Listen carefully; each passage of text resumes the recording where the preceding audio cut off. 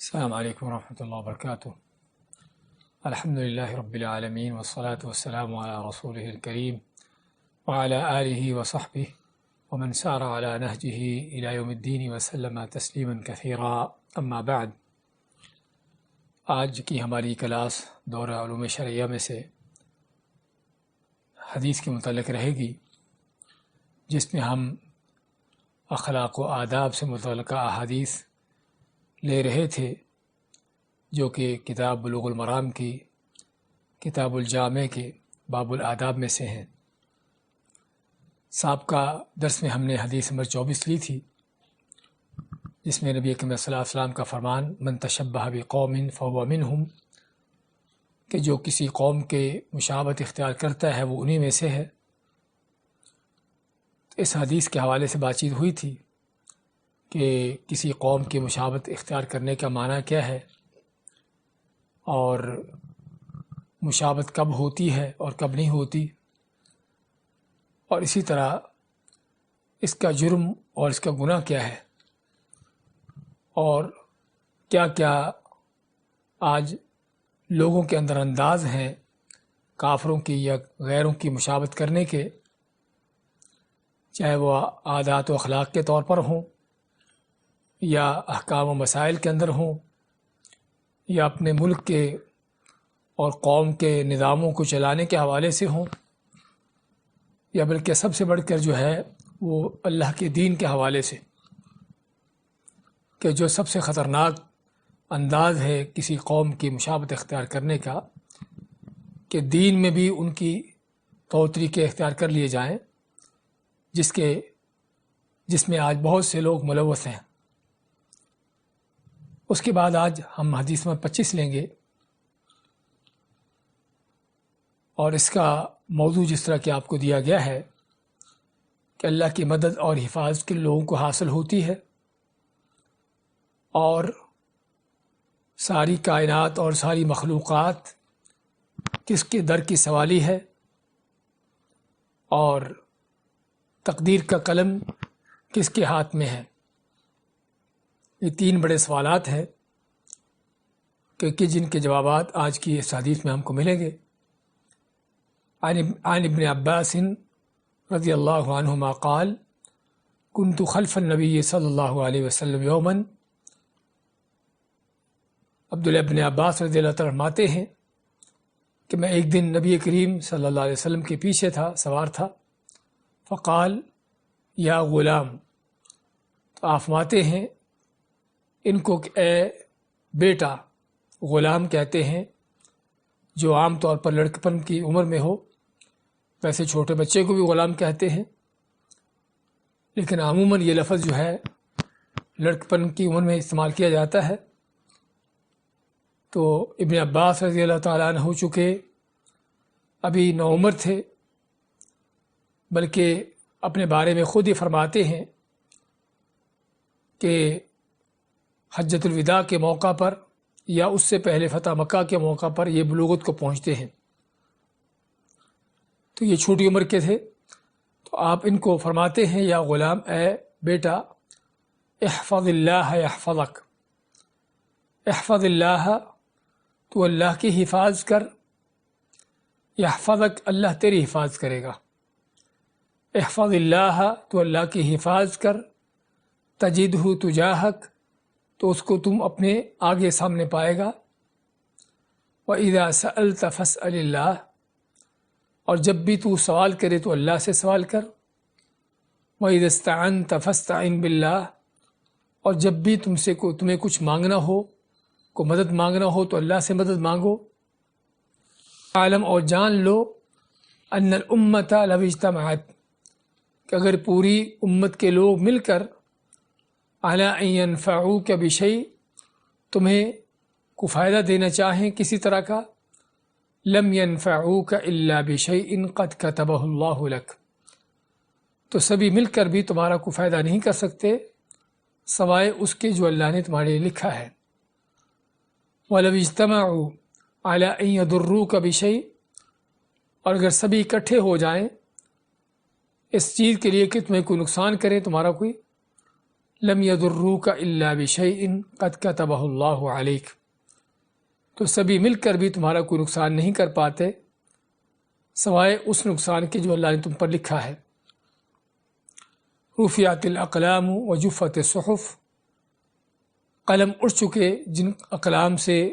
اللہ کی تقدیر لکھی جاتی ہے، اللہ فرماتا ہے کہ وہ قلم، آپ فرماتے ہیں کہ وہ قلم اٹھ چکے، وجفت الصحف، اور جن رجسٹروں میں، صحیفوں میں اللہ کی تقدیر لکھی جاتی ہے وہ خشک ہو چکے۔ تو یہ حدیث ہے جو آج کی حدیث ہے، جسے امام ترمذی نے روایت کیا ہے، اور اس کو حدیث کو حسن صحیح کہا ہے۔ اور یہ حدیث جس طرح کہ ہم معنی میں دیکھ رہے ہیں کہ بہت عظیم ترین حدیث ہے، جسے ہر مسلمان کو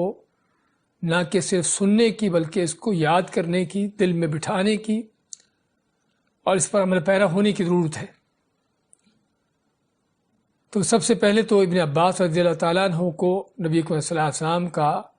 ان کو مخاطب ہونا، ان کو یہ تعلیم دینا، ہمیں یہاں پر کس بات کا سبق ملتا ہے کہ نبی کریم صلی اللہ علیہ وسلم کی کیا کوشش تھی، کیا حرص اور آپ کی توجہ تھی بچوں کی تربیت پر،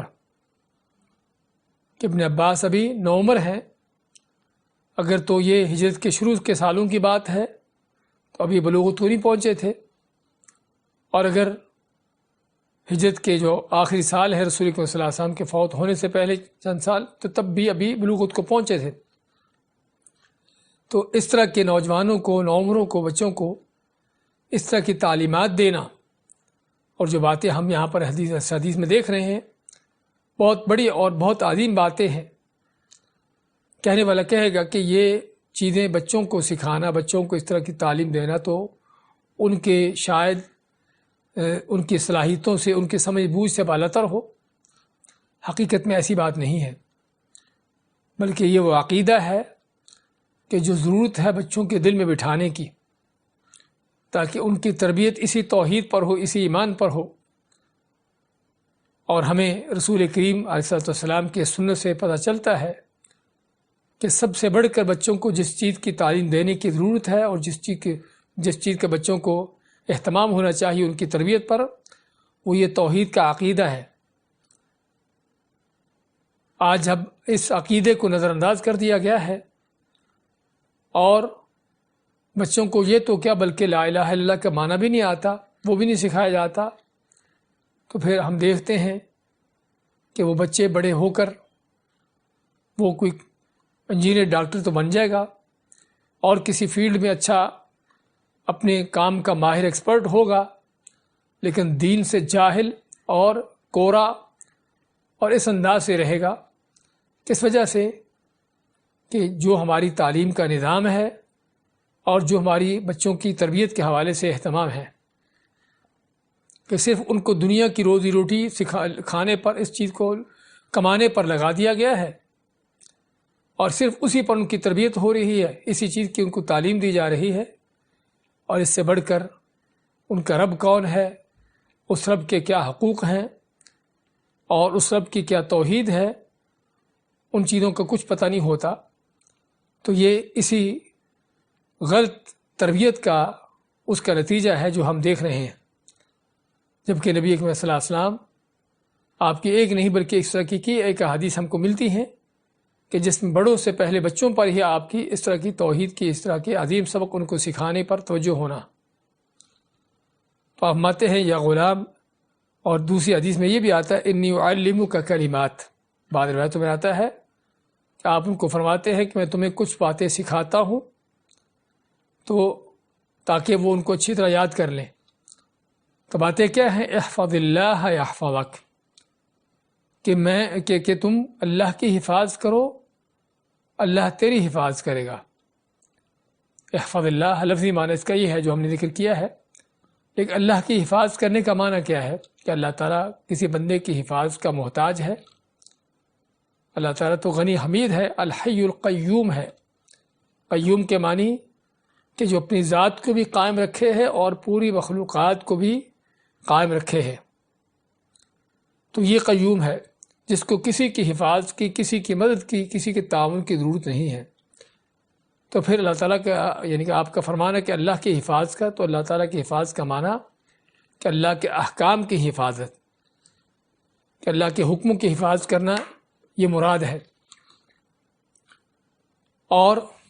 اللہ تعالیٰ کی حدود کی حفاظت کرنا، اللہ کے حقوق کی حفاظت کرنا،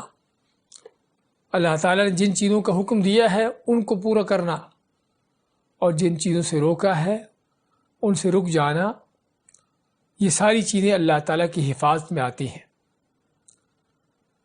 اور انہیں میں سب سے پہلے عقیدہ ہے، توحید ہے، ایمان ہے، کہ ایک مسلمان کے دل میں سچا عقیدہ ہو، اللہ پر خالص ایمان ہو، صحیح معنوں میں یقین اور توکل ہو، کیونکہ جس قدر اس میں خلل کمزوری ہوگی اسی قدر آخرت سے پہلے انسان کی دنیا برباد ہوگی۔ لیکن جس قدر عقیدہ خالص ہے، توحید مضبوط ہے، اللہ پر ایمان سچا ہے، توکل یقین پورا ہے، اسی قدر آدمی آخرت سے پہلے دنیا کے اندر ہی اس کی دنیا میں کامیابیاں، اللہ کی مدد نصرت حاصل ہونا، اور یہ چیزیں اس کے ساتھ ہوں گی۔ تو سب سے پہلے جس چیز کی حفاظت کی ضرورت ہے اللہ تعالیٰ کے حوالے سے، اللہ کے بارے میں عقیدہ ہے، اللہ کی توحید کا عقیدہ ہے کہ جس کو مضبوط کرنے کی ضرورت ہے، اور پھر اللہ کی مختلف طرح کے جو احکامات ہیں عبادات کی شکل میں، نماز کے حوالے سے خود اللہ کا فرمان ہے حافظوا علی الصلوات، کہ نمازوں کی حفاظت کرو، اور نبی صلی اللہ علیہ وسلم نے فرمایا من حافظ علیہا، کہ جس نے نماز کی حفاظت کی۔ تو کہنے کا مقصد کہ نماز کو بذات خود اللہ نے حفاظت کا اس کو حکم دیا ہے، اس کو نام دیا ہے۔ اسی طرح مختلف وہ چیزیں ہیں جن کے اللہ نے حفاظت کرنے کا حکم دیا ہے،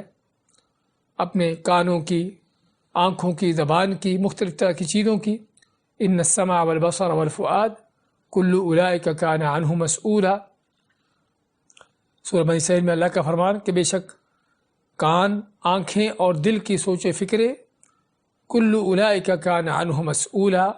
یہ سبھی وہ چیزیں ہیں کہ جن کے بارے میں سوال کیا جائے گا۔ تو چنانچہ اللہ کی حفاظت میں جس طرح کہ ابن مسعود رضی اللہ عنہ کا فرمان ہے کہ اللہ سے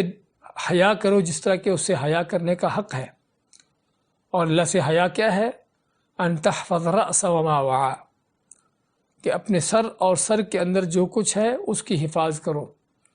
سر کے اندر آنکھیں ہیں، کان ہیں، زبان ہے، دل دماغ ہے، دماغ کی سوچیں فکریں ہیں، تو ان کی حفاظت کرنا، اللہ کی نعمتوں کو اللہ کے حکم کے مطابق استعمال کرنا، اور ان کو غلط کسی چیز پر استعمال نہ کرنا،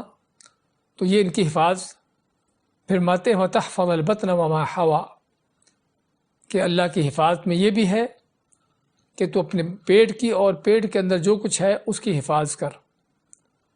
اور پیٹ کے اندر سب سے بڑی چیز جو ہے وہ پیٹ سے مراد یعنی انسان کے جو اندرونی ہے، اس میں سب سے بڑی چیز دل ہے، کہ جو دل کہ جس پر انسان کے سارے اعمال کا دار و مدار ہے۔ الا وان فی الجسد مضغہ اذا صلحت صلح الجسد کلہ، اگر وہ صحیح ہو جاتا ہے، یہ لوتھڑا، یہ ٹکڑا گوشت کا، تو آپ مانتے کہ ہر چیز صحیح ہو جاتی ہے۔ وَإِذَا فَسَدَتْ فَسَدَ الْجَسَدُ كُلُّهُ، اگر وہ خراب ہوتا ہے تو پورا جسم خراب ہوتا ہے۔ الا وَهِيَ الْقَلْبُ، تو اس دل کی حفاظت، اس کو شک و شبہات سے، شرک و بدعات سے اور طرح طرح کی گمراہیوں سے بچائے رکھنا، اور اسی طرح کے یعنی کہ بد اخلاقیوں سے، تکبر، غرور ہو، بدگمانی، حسد، بغض ہو، اس طرح کی جو چیزیں ہیں، ان چیزوں سے دل کو حفاظت کرنا، ان کو بچائے رکھنا، اور پھر ان چیزوں سے بچا کر اللہ کے ذکر سے، اللہ کی یاد سے، ایک اللہ پر یقین، توکل، ان چیزوں کے ساتھ اس دل کو معمور کرنا، یہ اس دل کی حفاظت۔ اس طرح پیٹ کے اندر آدمی جو کھاتا ہے، جو ڈالتا ہے، اس کی حفاظت ہو کہ میں جو لقمہ کھا رہا ہوں حلال کا ہے یا حرام کا ہے۔ تو یہ اللہ کی حفاظت کے اندر یہ بھی آتا ہے کہ انسان اپنے دل دماغ کی، اپنے سر کی، اور سر کے اندر جو اللہ کی نعمتیں ہیں، اور پیٹ کے اندر جو کچھ ہے اس کی حفاظت کرے، اور انہیں حفاظت کرنے والوں کے حوالے سے ہی اللہ تعالیٰ کا فرمان ہے۔ اللہ نے جب جنتوں کا وعدہ کیا تو جنتوں کا وعدہ کرتے ہوئے فرمایا ھذا ما توعدون لکل اواب حفیظ، کہ یہ وہ جنتیں اور جنتوں کی نعمتیں کہ جن کا تم سے وعدہ کیا جاتا ہے، لیکن کن کے لیے؟ لکل اواب حفیظ، ہر اس شخص کے لیے جو اللہ کی طرف بہت زیادہ پلٹنے والا، لوٹنے والا، توبہ طائب ہونے والا اور حفیظ نگہبانی کرنے والا ہے، اپنے اعمال کو دیکھنے والا ہے، حفاظت کرنے والا ہے۔ من خشی الرحمن بالغیب، وہ حفاظت کرنے والا کون ہے؟ کہ جو رحمان سے ڈر جاتا ہے غیب میں، یعنی کہ غیب کے مراد یعنی اللہ تعالیٰ کو دیکھا نہیں پھر بھی اللہ کا ڈر خوف ہے، یا تنہائیوں میں الگ سے چھپے ہوئے بھی تو اس وقت بھی اس کے دل میں اللہ کا ڈر خوف ہے۔ تو یہ وہ حفاظت کہ جس کے متعلق آپ فرماتے ہیں احفظ اللہ یحفظک، کہ تو اللہ کی حفاظت کر، اللہ کے احکام کی، اور انہی چیزوں میں جن چیزوں کی حفاظت کا اللہ نے حکم دیا ہے قرآن کریم میں، وَقُلْ لِلْمُؤْمِنِينَ يَغُضُّوا مِنْ أَبْصَارِهِمْ وَيَحْفَظُوا فُرُوجَهُمْ، کہ مومنوں سے کہہ دو کہ اپنی نگاہوں کو نیچا رکھیں، اپنی شرمگاہوں کی حفاظت کریں۔ اور اس کا نتیجہ کیا ہے؟ آپ ماتے ہیں یحفظک، اللہ تیری حفاظت کرے گا۔ اگر تو اللہ کے احکام کی حفاظت کرتا ہے، اللہ کی حدود کو اس کی پابندی کرتا ہے تو اللہ تیری حفاظت کرے گا۔ اور عربی میں کہا جاتا ہے الجزاء من جنس العمل، کہ انسان جیسا عمل کرتا ہے اسی جنس سے اس کو اس کے بدلہ ملتا ہے۔ بندہ اللہ کی حفاظت کرتا ہے، اللہ کے احکام کی حفاظت کرتا ہے، اللہ اس کی حفاظت کر رہا ہے۔ فاذکرونی اذکرکم، اللہ ماتا ہے کہ تم میرا ذکر کرو، مجھے یاد کرو، میں تمہیں یاد کروں گا۔ ان تنصروا اللہ ینصرکم، اگر تم اللہ کی مدد کرتے ہو اللہ تمہاری مدد کرے گا۔ یعنی قرآن کریم میں مختلف جگہوں پر ہم یہ قاعدہ کلیہ دیکھتے ہیں کہ اللہ تعالیٰ کی مدد کس کو ملتی ہے، اللہ تعالیٰ کن کا ذکر کرتا ہے، اللہ کی حفاظت کن کے لیے ہوتی ہے۔ تو یہاں پر بھی تو اللہ کے احکام کی حفاظت کر تو اللہ تیری حفاظت کرے گا۔ اور یہ حفاظت دو طرح سے ہے، ایک تو حفاظت جسمانی طور پر دنیا کے معاملات میں، چاہے وہ انسان کے اپنے جسم کی حفاظت ہو، اس کے اہل و عیال کی حفاظت ہو، اس کی دنیا کے مال کی، کاروبار کی، دنیا کے اس کے مختلف طرح کے جو معاملات ہیں اس میں اس کی حفاظت ہو۔ ایک حفاظت یہ ہے کہ جو اللہ تعالیٰ بندے کی کرتا ہے، اور باقاعدہ اس حفاظت کے لیے اللہ نے فرشتوں کو مقرر کر رکھا ہے۔ سورۃ الرعد میں اللہ تعالیٰ کا فرمان لَهُ مُعَقِّبَاتٌ مِّن بَيْنِ يَدَيْهِ وَمِنْ خَلْفِهِ يَحْفَظُونَهُ مِنْ أَمْرِ اللَّهِ، کہ انسان کے آگے پیچھے اللہ نے فرشتے مقرر کر رکھے ہوتے ہیں کہ جو اس کی حفاظت کرتے ہیں اللہ کے حکم سے۔ ابن عباس ماتے ہیں اس کی تفسیر میں کہ اللہ نے فرشتے مقرر کیے ہیں کہ جو بندے کی ہر طرح کی جو آفتیں مصیبتیں دنیا میں پیش آ سکتی ہے ان سے اس کو بچاتے ہیں، اس کی حفاظت کرتے ہیں، سوائے کہ جب اللہ کی تقدیر آ جاتی ہے، جب اللہ کی تقدیر آ جاتی ہے کوئی لکھی چیز تو پھر فرشتے وہاں پر پیچھے ہٹ جاتے ہیں تاکہ اللہ کی وہ تقدیر نافذ ہو جائے۔ ورنہ جب تک اللہ کی تقدیر نہیں ہے اور انسان طرح طرح کی دنیا کے اندر آفتوں کا، مصیبتوں کا سامنا کر سکتا ہے، اس سے پیش آ سکتی ہیں، تو اس کو بچانے والا کون ہوتا ہے؟ اللہ کے حکم سے یہ فرشتے اس کی حفاظت کرتے ہیں۔ اور اسی طرح اس حفاظت کے اندر جس طرح ہم نے ذکر کیا ہے کہ اللہ تعالیٰ بندے کی ہر حالت میں، اس کے سوئے ہوئے، جاگتے ہوئے، سفروں میں، گھر میں، ہر لحاظ سے ایسے انداز سے اس کی حفاظت کر رہا ہوتا ہے کہ جہاں سے انسان کا وہم و گمان بھی نہ ہوتا ہو۔ وَمَن يَتَّقِ اللَّهَ يَجْعَل لَّهُ مَخْرَجًا وَيَرْزُقْهُ مِنْ حَيْثُ لَا يَحْتَسِبُ، اس کو وہاں سے دیتا ہے جہاں سے اس کا وہم و گمان بھی نہ ہو۔ تو چنانچہ اس حوالے سے ہم اگر دیکھیں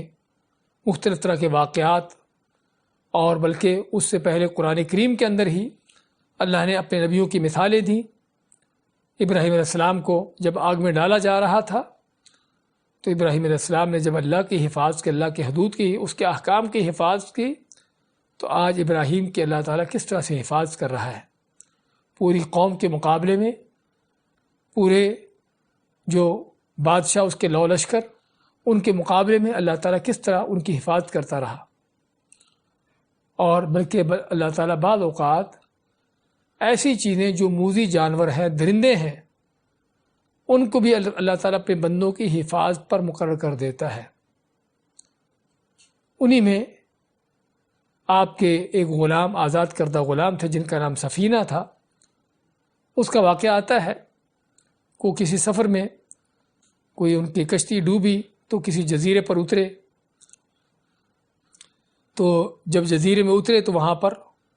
ایک شیر ان کی طرف آ رہا تھا۔ تو خیر، اب یہ اللہ کا بندہ، یہ صحابی رسول، اللہ کے اطاعت کرنے والا، اللہ کے حکم پر چلنے والا شیر جب اس کو دیکھتا ہے تو بجائے چیر پھاڑ کرنے کے بلکہ اس کے ساتھ ہو جاتا ہے، اس کے تابع ہو جاتا ہے اور ان کو رستہ دکھاتا ہے کہ تم نے کہاں سے جانا ہے۔ جس طرح کی روایت میں آتا ہے کہ شیر ان کے آگے آگے چلتا رہا، یہ اس کے پیچھے پیچھے چلتے رہے، حتیٰ کہ وہاں سے نکلنے کا رستہ تھا، وہ رستہ ان کو دکھایا اور آخر میں اس انداز سے اشارہ کیا کہ جیسے وہ ان کو الوداع کر رہا ہو۔ اور اسی طرح کے واقعات ملتے ہیں۔ عمرو بن دینار کے بارے میں آتا ہے، فرماتے ہیں کہ میں ایک باغ میں سو رہا تھا، تو جب میری آنکھ کھلتی ہے تو کیا دیکھتا ہوں کہ ایک سانپ اپنے منہ میں پھول کی پیچھے کی ٹہنی اپنے منہ میں لیے ہوئے اور پھول کا حصہ آگے اس کے منہ کے آگے، اور پھول کو میرے منہ پر، میرے چہرے کے پاس گھما رہا ہے تاکہ مکھیاں میں اڑائے۔ حالانکہ سانپ جو انسان کا دشمن ہے، ایک موذی جانور ہے، شیر درندہ ہے، لیکن اللہ تعالیٰ جب انسان اللہ کا ہو جاتا ہے، بندہ اللہ کے ساتھ ہو جاتا ہے، تو اللہ کائنات کی ہر چیز کو اس کے تابع کر دیتا، اس کے لیے مسخر کر دیتا ہے۔ فرشتے اس کی حفاظت کرتے ہیں، اور اس طرح کے موذی اور درندے اور جانور اللہ ان کو ان کی حفاظت پر لگا دیتا ہے۔ تو یہ معنی ہے یحفظک، اللہ تیری حفاظت کرے گا۔ تو ہم بات کر رہے تھے، تو اللہ تعالیٰ کی یہ حفاظت، پہلی حفاظت تو دنیا کے حوالے سے، انسان کے جسم کے حوالے سے، اور اسی حفاظت میں یہ بھی آتا ہے کہ جب آدمی اللہ تعالیٰ کی نعمتوں کا صحیح استعمال کرتا ہے اللہ کے حکم کے مطابق، تو اللہ تعالیٰ کس طرح، اللہ تعالیٰ اس کی جو ملی ہوئی نعمتیں ہیں، چاہے جسمانی نعمتیں ہوں، آنکھوں کی، کانوں کی، قوت صلاحیتیں ہیں، کس طرح ان کو اللہ تعالیٰ اس کے لیے اس کی حفاظت کرتا ہے، ان کو باقی اور جاری رکھتا ہے۔ اسماء بنت ابی بکر رضی اللہ عنہ کے بارے میں آتا ہے کہ 100 سال سے ان کی عمر ہوگی، اوپر 100 سال سے زیادہ ان کی عمر تھی، اور پھر بھی ان کی دیکھنے کی طاقت، ان کی سننے کی ساری طاقتیں پوری طرح ہر لحاظ سے بحال تھی۔ تو کسی نے پوچھا ان سے، یا ان کا بیٹا ان سے پوچھتا ہے عروہ کہ اماں جان، یہ تمہاری طاقتیں، قوتیں کیسے بحال رہیں؟ تو انہوں نے کہا کہ ہم نے ان اللہ کی نعمتوں کو اللہ کے حق میں استعمال کیا اور اللہ کے حکم کے مطابق ان کی حفاظت کی، تو اللہ نے ان نعمتوں کو محفوظ رکھا۔ اور یہ صرف ان کا نہیں، بلکہ آپ دیکھو گے امت کے بڑے بڑے نیک لوگ، سلف صالحین میں سے صحابہ تابعین، کہ لمبی عمریں پانے کے باوجود بھی ان کی قوتیں، صلاحیتیں کس طرح باقی اور جاری ساری رہیں۔ تو یہ اس بات کی دلیل ہے کہ اللہ تعالیٰ بندے کی دنیا کی نعمتوں کی بھی حفاظت کرتا ہے، اور یہ حفاظت صرف اور صرف انسان کی ذاتی، اپنی ذات کے حد تک نہیں، بلکہ بعض اوقات اس سے آگے بڑھ کر اس کی اولادوں کی بھی اللہ حفاظت کرتا ہے۔ سورہ کہف میں ہم موسیٰ علیہ السلام اور خضر علیہ السلام کا واقعہ پڑھتے ہیں۔ اس میں ایک واقعہ کیا تھا کہ موسیٰ علیہ السلام اور خضر علیہ السلام ایک بستی میں داخل ہوتے ہیں اور ایک دیوار کو دیکھتے ہیں کہ جو دیوار گرنے کے قریب تھی، تو خضر علیہ السلام اس دیوار کو سیدھا کر دیتے ہیں، اور اس کے بعد موسیٰ علیہ السلام کو بتاتے ہیں کہ میں نے اس دیوار کو کیوں سیدھا کیا، کیونکہ اس دیوار کے نیچے، یعنی کہ یہ دیوار یتیم بچوں کی ہے، اور یتیم بچوں کا اس دیوار کے نیچے ہے، اگر یہ دیوار گر جاتی، ابھی بچے نابالغ ہیں، چھوٹے ہیں، وہ اس مال کو نہ سنبھال سکتے اور ضائع ہو جاتا، تو اس دیوار کو اس لیے سیدھا کیا ہے تاکہ دیوار کھڑی رہے، اور جب بچے بالغ ہو جائیں گے تو اس وقت اس کے نیچے سے اپنا خزانہ نکال لیں گے۔ تو ان بچوں کے اس مال کی حفاظت کیوں ہو رہی ہے؟ وَكَانَ أَبُوهُمَا صَالِحًا، اللہ فرماتا ہے کہ خضر علیہ السلام موسیٰ علیہ السلام کو بتاتے ہیں کہ میں نے اللہ کے حکم سے اس دیوار کو سیدھا کیا، اور اللہ نے مجھے کیوں اس کا حکم دیا؟ کیونکہ ان یتیم بچوں کا باپ جو تھا، یہ دو بچے، ان کا باپ جو کون تھا؟ نیک آدمی تھا۔ اسے پتہ چلا ہے کہ صرف انسان کی نیکی، تقوی، اس کی اللہ کے حدود کی حفاظت صرف اس کے اپنی ذات کی حد تک اس کا فائدہ نہیں، بلکہ یہ فائدے اس کے اولادوں تک پہنچتے ہیں۔ اس لیے عمر بن عبدالعزیز رحمۃ اللہ علیہ کے بارے میں آتا ہے، وہ فرماتے ہیں ما من مؤمن الا حفظہ اللہ فی عاقبہ وعاقب عاقبہ، کہ جو بھی بندہ فوت ہوتا ہے جو ایمان والا، تقوی پرہیزگاری والا، تو اللہ اس کی اولاد کی اور اولادوں کی اولادوں کی بھی حفاظت کرتا ہے۔ اور آج ہم اگر دیکھتے ہیں کہ انسان کی خود کس انداز سے برباد ہو رہا ہوتا ہے، مختلف طرح کی یعنی کہ مصیبتوں کا، پریشانیوں کا سامنا کر رہا ہوتا ہے، اور طرح طرح کی ہلاکتوں میں پڑا ہوتا ہے، چاہے کہ اس کے اولادوں کی حفاظت ہو، اس کی وجہ یہی ہے کہ جب اس بندے نے اللہ کی حفاظت نہ کی، اللہ کے حدود کو نہ دیکھا، ان کا خیال نہ رکھا، تو پھر اللہ تعالیٰ بھی ایسے لوگوں سے اپنی مدد اٹھا لیتا ہے، اپنی نصرت اٹھا لیتا ہے، اپنا ہاتھ اٹھا لیتا ہے اور ان کو ہلاک ہونے کے لیے چھوڑ دیتا ہے۔ تو آپ صلی اللہ علیہ وسلم کی تعلیم بہت بڑی تعلیم ہے، بہت بڑی عظیم تعلیم ہے، احفظ اللہ، کہ تو اللہ کے احکام کی حفاظت کر، اللہ کے حدود کی حفاظت کر، اللہ کے حکموں پر چل، عقیدے کے لحاظ سے، عبادت کے لحاظ سے، تقوی ایمان کے لحاظ سے، اور پھر دیکھتے اللہ تعالیٰ کیسے تیری حفاظت کرتا ہے۔ پھر فرمایا احفظ اللہ تجدہ تجاہک، کہ تو اللہ کی حفاظت کر تو کیا ہوگا؟ تو اللہ کو اپنے سامنے پائے گا، اللہ کو اپنے سامنے پائے گا۔ بلکہ اس سے پہلے کہ آگے چلے، ہمیں بتایا تھا کہ حفاظت کی دو قسمیں ہیں۔ اللہ تعالیٰ کی طرف سے بندے کو حفاظت ملتی ہے، ایک حفاظت اس کے جسم کی دنیاوی لحاظ سے، اور دوسری حفاظت جو اصل حفاظت ہے اور جو سب سے بڑی حفاظت ہے وہ کیا ہے؟ دین کے لحاظ سے، عقیدے اور ایمان کے لحاظ سے اس کی حفاظت۔ اور یہ بھی جب تک اللہ تعالیٰ کی حفاظت نہ ہو، آدمی کتنا بھی علم کے درجوں تک کیوں نہ پہنچ جائے، کتنا بھی اپنے آپ کو سمجھے کہ وہ نیکی تقوی کے راستے پر چل رہا ہے، جب تک اللہ کی حفاظت نہیں ہوتی انسان اپنے دین کو نہیں بچا سکتا۔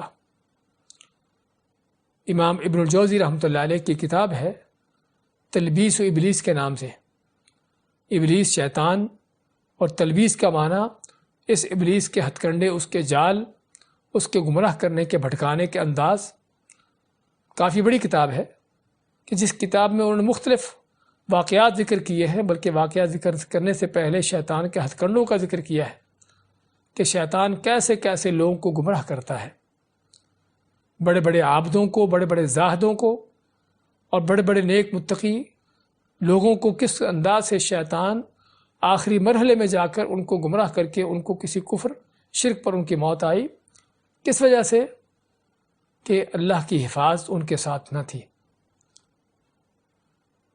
اور یہ تقوی نیکی جو دیکھنے کو ملتا تھا، نظر آتا تھا، وہ صرف ایک شکل و صورت تھی، حقیقت نہ تھا، کیونکہ ممکن نہیں کہ آدمی صحیح معنوں میں اللہ کے دین پر چلتا ہو، تقوی نیکی اس کے دل میں ہو، اور اللہ کا ڈر خوف ہو، اور پھر اللہ تعالیٰ اس بندے کو اس طرح سے ہلاک ہونے کے لیے، گمراہ ہونے کے لیے چھوڑ دے۔ ایسا نہیں ہوتا۔ یہ اسی وقت ہوتا ہے کہ جب آدمی ظاہراً دیکھنے کو نیک نظر آتا ہے، لیکن اس کی حقیقت پیچھے کچھ اور ہے کہ جو صرف اللہ جانتا ہے، بندوں کو نظر نہیں آتی۔ تو خیر بات کر رہے تھے کہ انہوں نے اس کتاب میں کافی اس طرح کے واقعات کا ذکر کیا ہے، جو حقیقی واقعات ہیں سابقہ امتوں کے بھی اور اس امت کے حوالے سے بھی، کہ جس سے پتہ چلتا ہے کہ اللہ تعالیٰ جب بندے کی حفاظت نہ کرے تو شیطان پھر کس کس انداز سے بندے کو بھٹکاتا، گمراہ کرتا ہے، حتیٰ کہ آخری دم اس کو کفر شرک پر مارتا ہے۔ لیکن جب اللہ تعالیٰ کے حفظ بندوں کے لیے تو دنیا جہان کے فتنے کیوں نہ کھڑے ہو جائیں، آسمان و زمین کیوں نہ پلٹ جائیں، اور دنیا جہان کے تمے لالچ کیوں نہ ان کے سامنے پیش آ جائیں، اور دنیا جہان کے طاغوت فرعون ان کے مقابلے میں کیوں نہ کھڑے ہو جائیں، اللہ کے بندہ ان ساری چیزوں میں اس کا دین مزلزل نہیں ہوتا، اس کا ایمان، اس کا عقیدہ، اس میں کوئی خلل پیدا نہیں ہوتا، بلکہ اور بڑھتا چلا جاتا ہے۔ فَلَمَّا رَأَى الْمُؤْمِنُونَ الْأَحْزَابَ قَالُوا هَذَا مَا وَعَدَنَا اللَّهُ وَرَسُولُهُ۔ اللہ ماتا ہے جنگ خندق کے احزاب کے موقع پر کہ جو سچے مومن تھے انہیں جب کفر کی فوج لشکر آتے دیکھے تو کیا کہا کہ یہی وہ وقت تھا جس کا اللہ اس کے رسول نے ہم سے وعدہ کیا تھا. وصدق اللہ ورسولہ، اور اللہ اس کے رسول نے جو وعدے کیے تھے سچے وعدے کیے تھے. وما زادهم الا ایمانا وتسلیما، اللہ فرماتا ہے کہ ان فوج و لشکروں کو دیکھ کر، ان آزمائشوں کو دیکھ کر ان کا ایمان اور تازہ ہو گیا اور بڑھ گیا. تو یہ ہے اللہ کی توفیق بندے کے لیے، اور حقیقت میں سب سے بڑی حفاظت یہ ہے اللہ تعالیٰ کی کسی بندے کے لیے کہ اس کے عقیدے کو، اس کے ایمان کو، اس کے دین کو محفوظ رکھے. ورنہ ہم اس دور میں ہیں کہ جس کے بارے میں نبی اکرم صلی اللہ علیہ وسلم نے فرمایا ہے کہ ایسا وقت بھی آئے گا کہ جب آدمی صبح کے وقت اگر مومن ہے تو شام تک کافر ہو چکا ہوگا، اگر شام کو مومن تھا تو صبح تک کافر ہو چکا ہوگا. یبیع دینہ بعرض من الدنیا، صرف دنیا کے معمولی مفادات پر اپنے دین کو بیچ ڈالے گا. آج ہم اس فتنوں کے دور میں ہیں کہ جب انسان صحیح معنوں میں قرآن و سنت کو نہیں سمجھتا، اس پر عمل پیرا نہیں ہوتا، اللہ کی حدود کی حفاظت نہیں کرتا، سچا خالص ہو کر اللہ کے دین پر نہیں چلتا، تو کسی وقت بھی گمراہ ہو سکتا. اور گمراہیاں ہم اپنے سامنے دیکھ رہے ہیں. یعنی کتنے ہی لوگ آپ بھی جانتے ہوں گے، ہمارے بھی علم میں ہمارے سامنے، کہ جو ایک وقت میں تقوی نیکی پرہیزگاری کے راستے پر تھے، ایمان تھا، اور دوسرے کسی وقت میں وہ اس سے بھٹکے ہوئے، اس سے پھرے ہوئے. اور کتنے ہی ایسے بدبخت بھی ہیں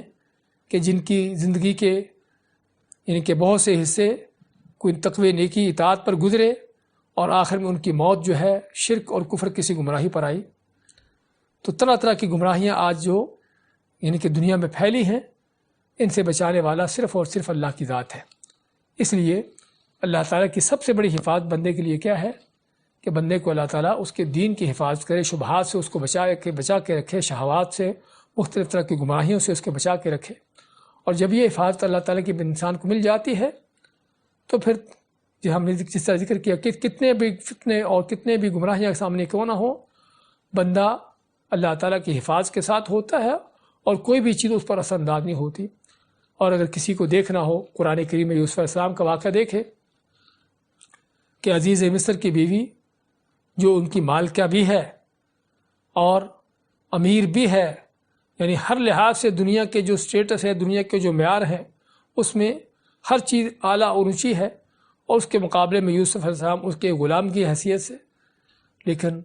وہاں کی جو بھی فتنے تھے، جو بھی گمراہیاں تھیں، جو بھی شہوات تھیں، جو بھی بہکانے کے سارے انداز تھے، یوسف علیہ السلام کو اللہ نے حفاظت کی، اور کوئی بھی چیز ان کی اس عورت کی حیثیت دوسری عورتوں کی کوئی بھی ان پر وہ یعنی کارگر نہ ہو سکی، اور کسی لحاظ سے بھی ان کو بہکا نہ سکے. اور اللہ تعالیٰ اس لیے فرماتا ہے وہاں پر وَكَذَلِكَ لِنَصْرِفَ عَنْهُ السُّوءَ وَالْفَحْشَاءَ، اسی طرح ہم یوسف علیہ السلام سے بے حیائی اور برائی ان سے ہٹاتے رہے، ان سے دور کرتے رہے. کس لیے؟ إِنَّهُ مِنْ عِبَادِنَا الْمُخْلَصِينَ، بندوں میں سے تھا. تو بات کر رہے تھے کہ آدمی جب صحیح معنوں میں اللہ کے ساتھ چل رہا ہوتا ہے، اللہ کے دین کے، اللہ کے حدود کی حفاظت کرتا ہے، تو پھر اللہ تعالیٰ حتیٰ کہ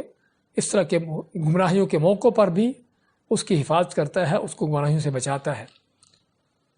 اور اسی لیے نبی صلی اللہ علیہ وسلم کی دعا میں سے بھی ہے اللہم احفظنی بالاسلام قائما، اللہ میرے کھڑے ہوئے مجھے اسلام کی حفاظت کر، واحفظنی بالاسلام قاعدا، اور اسلام کے ساتھ میری حفاظت کر بیٹھے ہوئے، واحفظنی بالاسلام راقدا، لیٹے ہوئے میرے اسلام کے ساتھ حفاظت کر، ولا تطمع فی عدوا ولا حاسدا، اور مجھ میں کسی دشمن اور حسد کرنے والے کو کوئی موقع نہ ملے. تو اس طرح کی دعائیں نبی اکرم صلی اللہ علیہ وسلم کی کہ جو ہم کو تنبیہ کرتی ہیں کہ کس قدر ضرورت ہے انسان کو اپنے دین کی حفاظت کے لیے اللہ تعالیٰ کی طرف رجوع کرنے کی. اس کے بعد ہم نے دوسرا جملہ شروع کیا تھا احفظ اللہ تجد تجاہک، کہ تو اللہ کی حفاظت کر، اللہ تعالیٰ کے حدود کی، اللہ کے احکام کی، اس کے حقوق کی، تو کیا پائے گا؟ ہر وقت اللہ کو اپنے سامنے پائے گا اپنے. اور دوسری بلکہ روایت کے الفاظ بھی یہ ہے تجدہ امامک، تجاہک کے بجائے امامک، کے اپنے سامنے پائے گا. اللہ کو اپنے سامنے پانے کا معنی کہ ہر مشکل وقت میں، ہر مشکل گھڑی میں، ہر مصیبت کے وقت میں اللہ تعالیٰ کی مدد اور نصرت حاصل ہونا. ہاں پہلی تھا کہ جس میں بذات خود انسان کی حفاظت ہونا، کسی بیماری سے بچنے کے لیے، کسی اس طرح کی چیزوں سے بچنے کے لیے، کسی دینی لحاظ سے یعنی کہ شبہات سے یا گمراہیوں سے بچنے کے لیے، لیکن یہاں پر تجدہ تجاہک کہ تو اپنے کسی بڑے مشکلات کے وقت میں اللہ کو اپنے سامنے پائے گا، کہ دشمنوں سے سامنا ہے، دشمنوں سے مقابلہ ہے، بڑے بڑے طاغوتوں کے ساتھ کوئی سامنا ہے، تو اللہ تعالیٰ وہاں پر اس کے ساتھ ہوتا ہے۔ اللہ نے موسیٰ علیہ السلام اور ہارون علیہ السلام دونوں کو بھیجا فرعون کی طرف، تو کیا فرمایا؟ لا تخافا انی معکما اسمع وارا، کہ جاؤ تم دونوں فرعون کو جا کر دعوت دو اور ڈرو نہیں، خوف نہیں کھاؤ، میں تم دونوں کے ساتھ ہوں۔ ساتھ کیسے ہوں؟ اسمع وارا، تم کو سن بھی رہا ہوں اور دیکھ بھی رہا ہوں کہ تمہارے ساتھ کیا پیش آتا ہے، کیا فرعون کہتا ہے اور کیا معاملات کرتا ہے، ہر چیز کو میں سنتا اور دیکھتا ہوں۔ تو یہ اللہ کی وہ خاص معیت، اللہ کا خاص طور پر یعنی کہ ساتھ مل جانا، ساتھ ہو جانا۔ ویسے تو اللہ تعالیٰ سبھی بندوں کو دیکھتا ہے، جانتا ہے، یعنی کہ پوری مخلوقات ہی کو اللہ تعالیٰ دیکھتا جانتا ہے، یہ وہ معیہ عامہ ہے، لیکن یہاں پر وہ خاص طور پر اللہ کا ساتھ مل جانا، اللہ کا ساتھ حاصل ہو جانا، کہ جس کو معیہ خاصہ کہتے ہیں، یہ اس وقت ہوتا ہے کہ جب بندہ اللہ کے ساتھ ہو جاتا ہے۔ اور اسی لیے موسیٰ اور ہارون دونوں فرعون کے دربار میں جاتے ہیں، اور ہم قرآن کریم میں اس کے تفصیلات دیکھتے پڑھتے ہیں کہ یہ غلام قوم کے دو فرد دنیا کے سب سے بڑے جابر طاغوت کے سامنے جاتے ہیں، کہ جو ہر لحاظ سے لا لشکر، فوجیں، اسلحے، قوتیں، طاقتیں رکھتا تھا، لیکن اللہ کی حفاظت کس انداز سے تھی ان دونوں کی کہ فرعون ان کا بال بیکا نہ کر سکا، کچھ بھی ان کے مقابلے میں کرنے کے لیے دھمکیاں دیتا رہا اور اس طرح کی باتیں کرتا رہا، لیکن عملی طور پر کچھ کرنے پر قادر نہ تھا، کچھ نہ کر سکا، جو اس بات کی بات ایک کھلی دلیل ہے کہ اللہ تعالیٰ جب بندوں کی حفاظت کرتا ہے تو کیسے کیسے ان کو بچاتا ہے۔ اور اسی طرح بعد میں جب بنی اسرائیل کو لے کر نکلتے ہیں موسیٰ علیہ السلام اور چلتے چلتے آگے سمندر آتا ہے، تو وہاں پر بھی انہوں نے کیا فرمایا؟ ان معی ربی سیہدین، کہ میرے ساتھ وہ رب ہے جو یہاں بھی رستہ دکھائے گا۔ تو یہ اللہ کی وہ خاص معیت کہ اللہ نے پھر رستے کیسے دکھائے، تو کہنے کا مقصد کہ یہ بھی وہ چیزیں ہیں کہ اللہ تعالیٰ کی خاص مدد ملنا، کہ جب بندہ اللہ کے ساتھ ہو جاتا ہے تو اللہ ہر مشکل وقت میں، ہر اس طرح کے مراحل، نبی کریم صلی اللہ علیہ وسلم بھی غار میں ہیں اور کافر آپ کا کھوج نکالتے نکالتے غار کے منہ پر آ کھڑے ہیں، ابوبکر صدیق کہتے ہیں کہ اگر یہ نیچے ہو کر دیکھ لیں تو ہم ان کے سامنے بیٹھے چھپ نہیں سکتے۔ آپ کیا فرماتے ہیں؟ ما ظنک یا ابا بکر باثنین اللہ ثالثہما، اے ابوبکر تمہارا ان دو کے بارے میں کیا خیال ہے کہ جن کا تیسرا اللہ ہے۔ تو کہنے کا مقصد یہ اللہ کی خاص وہ معیت، اللہ کا خاص وہ ساتھ مل جانا، وہ کیسے ملتا ہے؟ وہ یہیں پر ملتا ہے کہ جب انسان اللہ کا ہو جاتا ہے، اللہ کے احکام کی پابندی کرتا ہے۔ تو یہ فرمایا اللہ تعالیٰ صلی اللہ علیہ وسلم نے کہ احفظ اللہ تجدہ تجاہک، کہ تو اللہ کی حفاظت کر تو اللہ تعالیٰ اللہ کو اپنے سامنے پائے گا، ہر مشکل میں اللہ تعالیٰ تیری مدد کرنے کے لیے اور تیرا ساتھ دینے کے لیے سامنے ہوگا۔ اور یہاں پر یہ کہ مدد نصرت کب ملتی ہے؟ جب انسان اللہ کے ساتھ ہوتا ہے، اور اللہ کے ساتھ ہونے کا معنی کہ آسانی کے اوقات میں اللہ کو یاد رکھو، تعارف علی اللہ فی الرخاء یعرفک فی الشدہ، کہ آسانی کے اوقات میں اللہ کو یاد رکھو تو اس وقت پھر تمہیں اللہ تعالیٰ مشکل میں تمہارے کام آئے گا، اور جب انسان آسانی کے اوقات میں اللہ کو بھلائے ہوتا ہے تو پھر مشکل اوقات میں بھی اللہ تعالیٰ اس کو ہلاک ہونے کے لیے چھوڑ دیتا ہے۔ ہاں، فرعون نے ڈوبتے ہوئے کیا کہا تھا؟ الآن وقد عصیت قبل وکنت من المفسدین، جب ڈوب رہا تھا، غرق ہو رہا تھا، اس وقت کہتا ہے کہ اب میں ایمان لاتا ہوں اس رب پر جو بنی اسرائیل کا رب ہے۔ اللہ مانتا ہے کہ اب تو ایمان لاتا ہے اور اس سے پہلے بدماشی کرتا رہا تھا۔ تو کہنے کا مقصد ہمیں اس آیت سے واضح طور پر سبق ملتا ہے کہ اگر آدمی اللہ کی حفاظت پاتا ہے کسی مشکل اوقات میں تو اسی کو ملتی ہے کہ جو آسانی کے اوقات میں اللہ کو پہچانتا تھا، اللہ کو جانتا تھا، اللہ کے حکم پر چلتا تھا، اور اسی میں اللہ نے یونس علیہ السلام کی مثال بھی دی ہے کہ یونس علیہ السلام کو اللہ نے جب سزا کے طور پر مچھلی کے پیٹ میں ڈال دیا اور پھر وہاں پر ان کا اللہ کا ذکر کرنا اور اس سے پہلے بھی اللہ کے ساتھ ان کا تعلق ہونا، تو اللہ نے کیا فرمایا؟ فلولا انہ کان من المسبحین للبث فی بطنہ الی یوم یبعثون، اگر یہ یونس علیہ السلام پہلے سے اللہ کی تسبیح بیان کرنے والے نہ ہوتے۔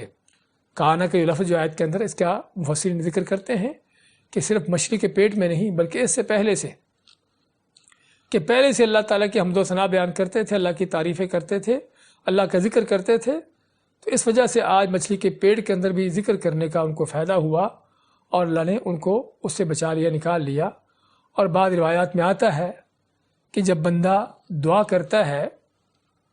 اور فرشتے اس کی دعاؤں کو سنتے ہیں اور دیکھتے ہیں کہ یہ وہ دعا ہے، یہ وہ آواز ہے جو جانی پہچانی ہے، یعنی پہلے بھی یہ دعائیں ہم سنتے رہتے تھے اور آج بھی وہی دے رہی ہے، تو اللہ تعالیٰ کے ہاں اس بندے کی سفارش کرتے ہیں کہ اللہ یہ تو وہ بندہ ہے کہ جو پہلے بھی تجھے پکارتا رہتا ہے، تیرا ذکر کرتا رہتا ہے، اب یہ مشکل میں ہے، کسی مصیبت میں ہے تو اس کی مدد کر۔ اور جب فرشتے دیکھتے ہیں کوئی ایسی آواز ہے کہ جو پہلی باری شاید سننے کو مل رہی ہے ان کو، تو پھر فرشتے بھی کہتے ہیں کہ وہ اجنبی آواز ہے، پہلے تو کبھی نہیں سنی تھی، تو پھر اس پر وہ بھی کوئی توجہ نہیں دیتے کہ کون ہلاک ہو رہا ہے، کون مر رہا ہے۔ تو اس طرح کی چیزیں ہم کو کیا معنی دیتی ہیں کہ بندے کو ضرورت ہے کہ انسان اللہ تعالیٰ کے ساتھ تعلق جوڑ کے رکھے۔ اور ابن الجوزی رحمۃ اللہ علیہ کی اور کتاب بھی جس کا عنوان ہے، بلکہ ابن دنیا کی کتاب ہے الفرج بعد الشدہ، کہ مشکل کے بعد آسانی، انہیں بہت سے اس طرح کے واقعات کا ذکر کیا ہے کہ اللہ تعالیٰ کے وہ بندے کہ جو اپنی آسانی کے اوقات میں اللہ کو یاد رکھتے رہے تو مشکل اوقات میں اللہ تعالیٰ ان کے کیسے کام آتا رہا۔ اس کے بعد کا جملہ جو ہے اذا سألت فاسأل اللہ، ہم نے سوال ڈالا تھا آپ کے پاس کہ پوری کائنات کی مخلوقات کس کی در کی سوالی ہیں، کیونکہ ہمارے ہاں بعض بدبخت اللہ کو چھوڑ کر اوروں کو کہتے ہیں نبی کریم صلی اللہ علیہ وسلم کے بارے میں کہ سارے نبی تیرے در کے سوالی، اور باقاعدہ اس طرح کی نعت نظمیں اترانے پڑے جاتے ہیں، اور نعت نظمیں نہیں بلکہ شرک کی تعلیم ہے کہ اللہ سے ہٹا کر بندوں کا ان کو غلام بنانا، بندوں کے سامنے ان کو جھکانا۔ اور نبی کریم صلی اللہ علیہ وسلم کہ جن کے سوالی لوگوں کو بنایا جا رہا ہے وہ کیا تعلیم دیتے ہیں؟ آپ ماتے اذا سألت فاسأل اللہ، کہ تم نے کچھ بھی مانگنا ہو اللہ سے مانگو، چھوٹی چیز ہو بڑی چیز ہو، کسی طرح کا تیرا کوئی سوال ہو اللہ سے مانگو۔ وَإِذَا اسْتَعَنْتَ فَاسْتَعِنْ بِاللَّهِ، جب بھی تجھے مدد چاہیے تو اللہ سے مدد مانگ۔ یہاں اس کی شرح میں علماء لکھتے ہیں کہ حقیقت میں یہ دونوں جملے فاتحہ کی تفسیر ہے ایاک نعبد و ایاک نستعین۔ ہم جو فاتحہ میں ایاک نعبد و ایاک نستعین کہتے ہیں اسی کی تفسیر ہے یہ اذا سألت فاسأل اللہ، کہ جب بھی تم نے کچھ مانگنا ہو اللہ سے مانگ۔ کیوں اللہ سے مانگ؟ کیونکہ اللہ وہ ہے کہ جو خود پیشکش کرتا ہے کہ کون ہے جو مجھ سے مانگے میں اس کو دیتا ہوں، اور خود فرماتا ہے وَاسْأَلُوا اللَّهَ مِن فَضْلِهِ، کہ اللہ سے اس کے فضل سے مانگو۔ اور جس طرح کے بعض روایات میں ہے، اگرچہ اس میں اسناد کے اعتبار سے ضعف ہے، کہ اللہ تعالیٰ اگر بندہ اس سے نہیں مانگتا تو اللہ اس سے ناراض ہوتا ہے، اور ہر رات کا جب تہائی حصہ باقی رہتا ہے اللہ آسمان دنیا پر آ کر خود بندوں کو کہتا ہے کہ کون ہے کہ جس نے کچھ مجھ سے مانگنا ہو مجھ سے مانگے میں اس کو دوں۔ حل من داع فاستجیب لہ، کوئی ہے مانگنے والا میں اس کی دعا کو قبول کروں۔ حل من سائل فاعطیہ، ہے کوئی مانگنے والا تاکہ اس کا سوال پورا کروں۔ حل من مستغفر فاغفر لہ، کوئی ہے کوئی بخشش کا طلبگار تو اس کی بخشش کر دوں۔ صحیح بخاری مسلم کی اس حدیث میں کہ اللہ تعالیٰ ہر روز بندوں کو یہ پیشکش کرتا ہے۔ تو کہنے کا مقصد یہ اللہ کی ذات کہ جس سے نہ مانگو تو ناراض ہوتا ہے، اور اسی لیے اللہ تعالیٰ فرماتا ہے قرآن کریم میں ان الذین یستکبرون عن عبادتی سیدخلون جہنم داخرین۔ اللہ نے دعا کا ذکر کیا، دعا کا حکم دیا، اور فرمایا کہ جو اللہ سے دعا کرنے سے تکبر کرتے ہیں، اللہ سے دعا مانگنا اپنے لائق نہیں سمجھتے کہ میں اللہ سے مانگوں، اللہ فرماتا ہے کہ اللہ ایسے لوگوں کو، ایسے متکبروں کو ذلیل و خوار کر کے جہنم ڈالے گا۔ تو اس لیے اللہ تعالیٰ چاہتا ہے کہ بندے اس سے مانگے، اور بندے جس قدر مانگتے ہیں اللہ تعالیٰ اسی قدر اس پر خوش ہوتا ہے، ان کو دیتا بھی ہے۔ تو آپ مانتے ہیں اذا سألت فاسأل اللہ، کہ جب تم نے مانگنا ہو اللہ سے مانگو۔ ہاں، اللہ سے مانگنے اور بندوں سے مانگنے میں یہ فرق ہے کہ اللہ سے مانگنے سے اللہ اور خوش ہوتا ہے اور دیتا بھی ہے، اور جب کہ بندوں سے مانگنے سے بندے ناراض ہوتے ہیں، ذلیل بھی کرتے ہیں، اور آخر میں جو مانگا ہے وہ بھی نہیں دیتے۔ تو اتنا بڑا فرق ہے، اس لیے फरमाते हैं कि जब भी तुमको मांगना हो अल्लाह से मांगो, लेकिन मांगने का अंदाज़ अपनाने की ज़रूरत है कि मांगना कैसे है, कि किस इखलास के साथ, किस अल्लाह पर यकीन तवक्कुल के साथ, और किस तरह उसके आदाब जो है हलाल रोज़ी होने के और दुआ के कबूल होने के, यकीन होने की सारी चीज़ें। वइज़ा इस्तअनत फस्तईन बिल्लाह, और जब भी तुम्हें कोई मदद चाहिए तो फिर किसी गौसे आज़म को ना पुकारो, किसी दाता गंज बख्श को ना पुकारो कि जो तुमने बड़े छोटे बना रखे हैं। वो दुनिया का गौसे आज़म एक ही है और वो अल्लाह की ज़ात है। दुनिया का दाता एक ही है, वो अल्लाह की ज़ात है कि जो देता है और देता आ रहा है और दे रहा है और देता रहेगा, और कभी उसके ख़जाने में कमी नहीं होती। हाँ, असल दाता वो है। मांगना है तो उससे मांगो, मदद चाहिए तो उससे मदद लो, कि जो हकीकी मानो मदद करने वाला है। बाकी जितने भी तुमने बना रखे हैं वो कुछ भी करने पर कादिर नहीं, वो तुम्हारी दुआएं नहीं सुनते, पुकारे सुनते ही नहीं कि चे जाए कि तुम्हारी मदद करें। और इसीलिए अल्लाह ताला जब बंदा अल्लाह से मांगता है, अल्लाह से इस्तिआनत मांगता है, मदद मांगता है, अल्लाह उसकी मदद करता है। और जब बंदा अल्लाह को छोड़कर औरों से मांगता है तो अल्लाह ताला फिर उसको उन्हीं के हवाले कर देता है। और फिर इसीलिए हम देखते हैं कि धक्के खाते हैं, ठुकरे खाते हैं दरगाहों की, कब्रों की और मुख्तलिफ जगहों की, और ज़लील ख्वार होते हैं, और आखिर में फिर भी ज़िल्लत ख्वारी उठाने के बाद भी फ़क्र फाक़ा है, गुरबतें हैं, तरह तरह की परेशानियाँ मुश्किलात हैं। किस वजह से? कि अल्लाह का दर छोड़कर औरों के दर के सवाली हो गए तो ज़लील ख्वार हो गए। अगर अल्लाह के दर के सवाली बनते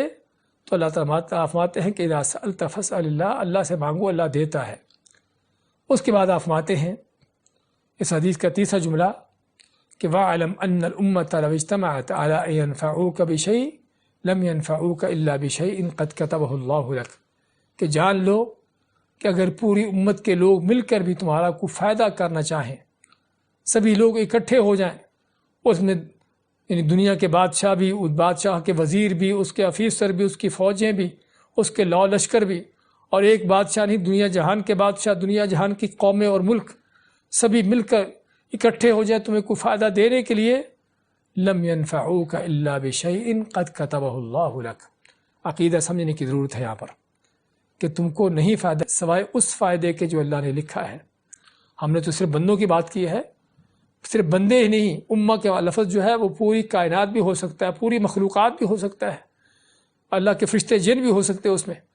कि अल्लाह की सारी मखलूक़ात मिलकर अगर किसी को फ़ायदा देना चाहे, अल्लाह माता है, आप माते हैं कि तुमको फ़ायदा नहीं दे सकते सवाए उस फ़ायदे के जो अल्लाह ने लिखा है। और अगर पूरी कायनात की मखलूक़ात मिलकर, जिन इंसान, दुनिया के बादशाह, वज़ीर, फ़ौजे, लश्कर सारे मिलकर भी तुम्हें कोई नुकसान करना चाहें कि फ़लाँ आदमी को कत्ल करना है, फ़लाँ आदमी का कुछ बिगाड़ना है, फ़लाँ आदमी को ये चीज़ नहीं मिलने देना, ये चीज़ उससे रोकना है, आपने क्या फरमाया? लम यदुर्रूका इल्ला बिशैइन क़द कतबहु अल्लाहु अलैक। तो पूरी कायनात के लोग मिलकर भी तुम्हारा कोई नुकसान नहीं कर सकते सिवाय उस नुकसान के जो अल्लाह ने तुम पर लिखा हुआ है। हाँ, ये अक़ीदा है, ईमान है कि जिसको समझने की, और सिर्फ समझने ही बल्कि इसको दिल में बिठाने की ज़रूरत है। और जब दिल में बैठा होता है तो सईद बिन जुबैर रज़ी रहमतुल्लाह अलैह ताबईन में से हैं, हज्जाज बिन यूसुफ के दौर के। तो हज्जाज बिन यूसुफ इस पर नाराज़ हुआ किसी वजह से, तो इनको तलब किया कत्ल करने के लिए। तो लोग इनको पकड़ कर लाए। तो हज्जाज बिन यूसुफ कहता है कि तुम इससे डरते नहीं हो? तो कहते डरूं किस चीज़ से? तो हज्जाज कहता है कि मैं तुमको कत्ल कर सकता हूँ, तुमको अभी आर्डर दूँ तुमको कत्ल कर दिया जाए। तो सईद बिन जुबैर क्या फरमाते हैं कि अगर मुझे पता होता कि मौत और ज़िंदगी तेरे हाथ में है तो तेरी पूजा करता। अगर मुझे पता होता कि मौत और ज़िंदगी का मालिक तू है तो अल्लाह को छोड़कर तेरी इबादत करता फिर मैं। लेकिन मुझे जो पता है, मेरा जो अक़ीदा है वो ये है कि ज़िंदगी मौत का मालिक अल्लाह है, तू नहीं है। हाँ, ये अक़ीदा जिसे हमें अपनाने की ज़रूरत है। और जब ये अक़ीदा इंसान के दिल में आ जाता है तो दुनिया जहान के तागूतों की, बदमाशों की, फ़िरौनों के डर खौफ उसके दिल से निकल जाते हैं। और यही हम देखते हैं मूसा अलैहिस्सलाम के मुकाबले में जो जादूगर आए थे, जब वो ईमान लाते हैं और उनके दिल में ये तौहीद बैठ जाती है فرعون دھمکیاں دیتا ہے کہ میں تمہارے ہاتھ پاؤں کاٹ دوں گا، تم کو سوریاں چڑھا دوں گا، تم کو یہ کر دوں گا، وہ کر دوں گا۔ انہوں نے کیا کہا؟ فَاقْضِ مَا أَنْتَ قَاضٍ إِنَّمَا تَقْضِي هَذِهِ الْحَيَاةَ الدُّنْيَا، تو نے جو کرنا ہے کر ڈال۔ کیا کرے گا تمہارے ساتھ؟ بہت زیادہ کرے گا تو ہماری دنیا کی زندگی ختم کر دے گا، اگرچہ وہ بھی کرنا تیرے ہاتھ میں نہیں ہے۔ اور مفسرین لکھتے ہیں کہ فرعون نے دھمکیاں دی تھی لیکن پوری نہ کر سکا تھا، اگرچہ بعض علماء تو لکھتے ہیں کہ ان کو شہید کر دیا گیا تھا، لیکن بعض کہتے ہیں کہ نہیں، شہید نہیں کیا گیا، کیونکہ فرعون کو اللہ نے ان پر مسلط نہ ہونے دیا۔ تو کہنے کا مقصد یہ ایمان ہے، عقیدہ ہے، جسے ہمیں اپنانے کی ضرورت ہے۔ اور جب آج ایمان عقیدہ نہیں ہے یا اس میں کمزوری ہے، خلل ہے، تو اس کا نتیجہ کیا ہے؟ ہم چھوٹی چھوٹی باتوں پر اس سے جھگڑا، اس سے ناراضگی، اس سے مخالفت، کہ کس وجہ سے؟ اس نے میرا کام روک دیا، اس کی وجہ سے مجھے یہ چیز نہیں ملی، میرا کام ہو جا رہا تھا، بس اس نے رکاوٹ ڈال دی، مجھے یہ چیز مل جانی تھی لیکن بس اس نے کوئی ایسا کام کر دیا۔ کون ہوتا ہے یہ کرنے والا؟ آپ مانتے ہیں کہ پوری امت کے لوگ، پوری دنیا کے لوگ، پوری مخلوقات مل جائیں سبھی، تو تمہارا کوئی بگاڑ نہیں سکتے کچھ، سوائے اس نقصان کی جو اللہ نے لکھا ہے۔ تو ہمیں ضرورت ہے ان حدیثوں کو نہ کہ صرف الفاظ سے پڑھنے کی، سننے کی، بلکہ ان عقیدوں کو اپنے دل میں بٹھانے کی، کہ جب یہ عقیدے دل میں بیٹھ جاتے ہیں تو اس وقت پھر انسان حقیقی معنوں میں اللہ کے اوپر یقین و توکل ہو جاتا ہے، اور دنیا والوں کے ساتھ جھگڑے اس کے ختم ہو جاتے ہیں۔ ہاں کوئی نقصان اللہ نے لکھا تھا، ہو گیا، ہاں ٹھیک ہے، اس کا کوئی سبب ہوگا، اس کے کوئی ظاہری طور پر اس کا کوئی ذریعہ ہوگا، لیکن اس کو اصل تقدیر کس کی طرف سے ہے، مقدر کس نے کیا؟ اللہ نے کیا ہے۔ تو کسی کے ساتھ کوئی جھگڑا اختلاف ہوگا ہی نہیں۔ کوئی چیز ملنا ہے آپ کو، مل کے رہے گی، دنیا کی کوئی طاقت روک نہیں سکتی، یقین ہونا چاہیے اس پر۔ اس لیے یہ وہ عقیدہ ہے جو آپ صلی اللہ علیہ وسلم اس حدیث میں اس نوعمر بچے کو سکھاتے ہیں، جو آج ہمارے بوڑھوں کو بھی سمجھ نہیں آتا۔ تو ضرورت ہے ان عقیدوں کو سمجھنے کی، سیکھنے کی، جاننے کی، اور ان کو دل میں اتارنے کی۔ پھر سے حدیث کو دیکھتے ہیں، آپ صلی اللہ علیہ وسلم فرماتے ہیں احفظ اللہ یحفظک، کہ تو اللہ کی حفاظت کر، یعنی اللہ تعالیٰ کے احکام کی، اس کی حدود کی حفاظت کر، اللہ تیری حفاظت کرے گا، تیرے دنیا کے معاملات کی بھی، تیرے دین کے معاملات کی بھی۔ احفظ اللہ تجدہ تجاہک، اور تو اللہ کی حفاظت کر تو اللہ تعالیٰ کو اپنے ہمیشہ سامنے پائے گا۔ اذا سألت فاسأل اللہ، جب بھی تم نے کچھ مانگنا ہو تو اللہ سے مانگ۔ وَإِذَا اسْتَعَنْتَ فَاسْتَعِنْ بِاللَّهِ، اور جب بھی تمہیں کوئی مدد چاہیے تو اللہ سے مدد مانگ۔ وَاعْلَمْ، اور جان لو، ان الامت،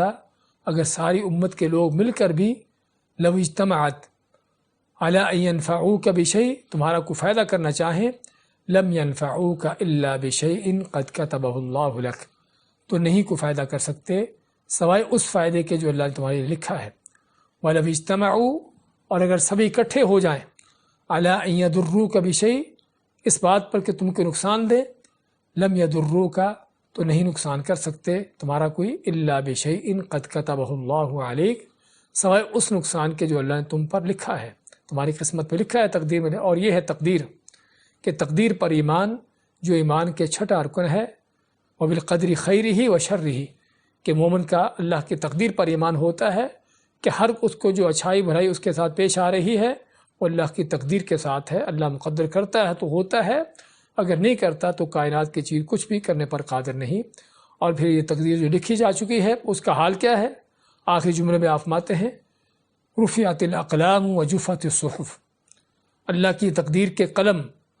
لکھنے کے بعد اٹھ چکے، یعنی اس میں کوئی تبدیلی نہیں۔ اور وجفت الصحف، اور جن رجسٹروں صحیفوں میں یہ تقدیر لکھی گئی ہے وہ صحیفے بھی خشک ہو چکے، یعنی تقدیر ثابت ہو چکی، مکمل ہو چکی،